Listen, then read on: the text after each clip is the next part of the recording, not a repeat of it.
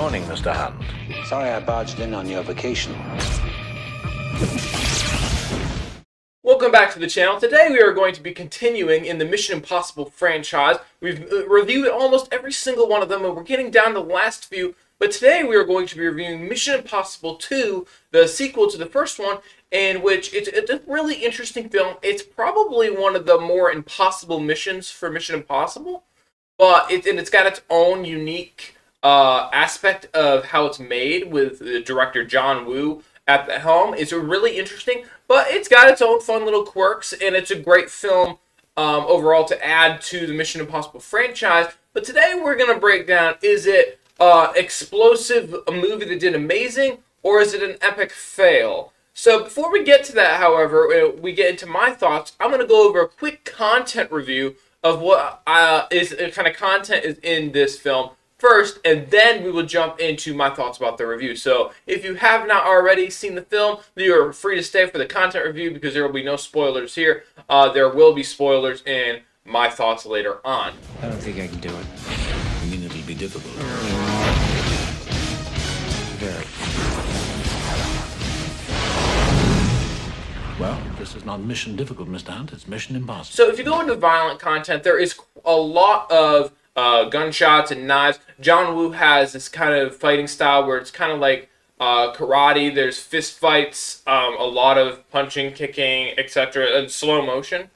So you definitely have a lot of blood that you see on screen. There's a lot of gory scenes. The whole premise of the film is Ethan Hunt is chasing after a man who is going after a dangerous virus that after 20 hours it starts to infect you, and it does some crazy stuff to you before you ultimately are killed by the virus. So there's quite a lot of blood in how the virus works, and there's also blood from just fist fights and gunshots. A lot of people are shot to death. There are a few knives that are used, and there are explosions and a very intense car chase towards the end of the film.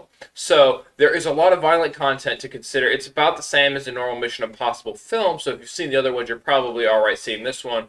But going over to sexual content, this film has a little bit more sexual content than other Mission Impossibles do, as Naya and Ethan Hunt get into a relationship, and we see them in the bed together kissing. Both of them are, it's intended that they are not have clothes on, but we only see a shirtless Tom Cruise. So we don't see anything outside of that. But there are two men that are constantly going after Naya, who's one of the main characters, as they both are attracted to her and they both want her for themselves. So you have that tension throughout the film, which goes along with some other sexual references. So just keep that in mind when you watch this film. It's a little bit more intense than the other Mission Impossible films, but there's no nudity that is seen in this film. So if you move over to drug and alcohol content, alcohol is consumed, and we see some cigars that are smoked in a couple different scenes. We also see a lot of injections. We see some injections of the virus, the antidote. So you see some needles, and you see like those injection guns. So you see a lot of that throughout the film. So if you're a guy that doesn't like needles, like me, you may have to look away at those scenes, but they are very quick and they don't last too long at all. If you go over to language, the language in this film it's about the same as other Mission Impossible films. The B word is used the most. You hear that at least 5 times. The Lord's name in vain, the H word, and the D word are used a couple of times. The A word is used probably, I think it's like 2 or 3 times that we hear that. There's no F-bombs.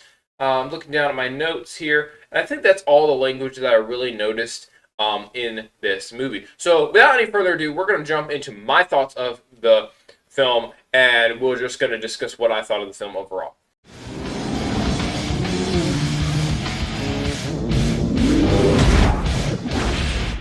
Alright, so this film was not the best Mission Impossible. Do I think that it was an explosive, amazing Mission Impossible film? No, I don't think that it missed the mark on a couple of things. I think the action was a little bit over the top, like Tom Cruise always was shooting the bad guys on a motorcycle, never missing. Like, it felt way too action-packed, if that's possible in a Mission Impossible film. So, it just felt like it had too much of action and not enough story. So I felt that that was something they could do better. I think that it had its own unique plot and its own unique way of storytelling because of the John Woo being the director. And I think that that was a good thing. I think diversity in the way that their film makes it so they're not predictable, I think that was a great thing. But it just felt a little weird. It definitely is the unique odd one out of the Mission Impossible franchise, but I don't think it's an epic fail either. People say that Mission Impossible 2 is just the worst Mission Impossible film ever. I don't think it's the worst. I just don't think it's the best either. I don't think any of them really deserve the worst title. But I just do think that it could have been better in multiple ways. I think that I loved watching Ethan Hunt constantly try to save Naya at the same time destroying the virus. He was told to bring back it to the IMF so that they could study it. And he said, no, I'm going to destroy it because he realizes, as in every other Mission Impossible, he realizes the cost of these threats and he wants to make sure that he removes them completely from temptation and from anyone's grasps. He doesn't trust anybody with it.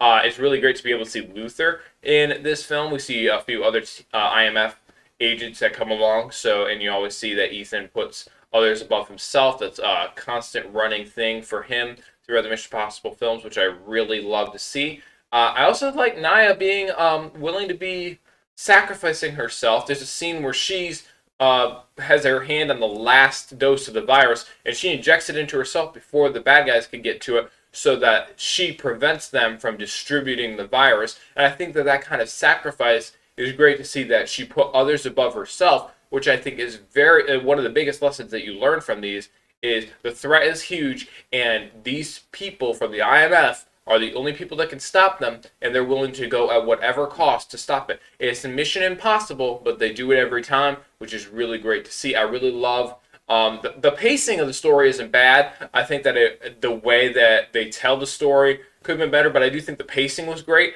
as it went from, you have the virus and you have the antidote, and the race to see if they can stop the virus from spreading through Naya's body for the 20 hours. So I really do think that that was epic in its own way. I like the fist fight scene between the ultimate villain and Ethan Hunt. I think that that was just excellently shot. I really love the part where Ethan Hunt kicks up the pistol and shoots him to death. I think that that is iconic. I also like the part where Ethan Hunt throws the bomb up against the wall and then skydives out of a building. I really enjoy both of those scenes, as well as the nail-biting beginning where he's holding for dear life on the side of a cliff while he's rock climbing. No danger, but it's just nail-biting because it's so, like, it's like gives you Ghost Protocol vibes as in the heights, because, I mean, if you're afraid of heights, it's a real nail-biting. So they do a great job at capturing that on camera.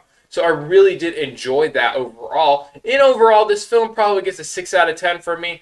Like I said, it's not the worst movie that I've seen, but it isn't the best. There could have been some things that they did better, but overall, it was pretty decent. I got one more Mission Impossible film to review, and I hope to have it out pretty soon. If you guys have enjoyed this series, please give us a like and a follow. We do other content besides Mission Impossible. We review all types of movies, and if you have a suggestion, just let me know in the comments, and I will get that done for y'all.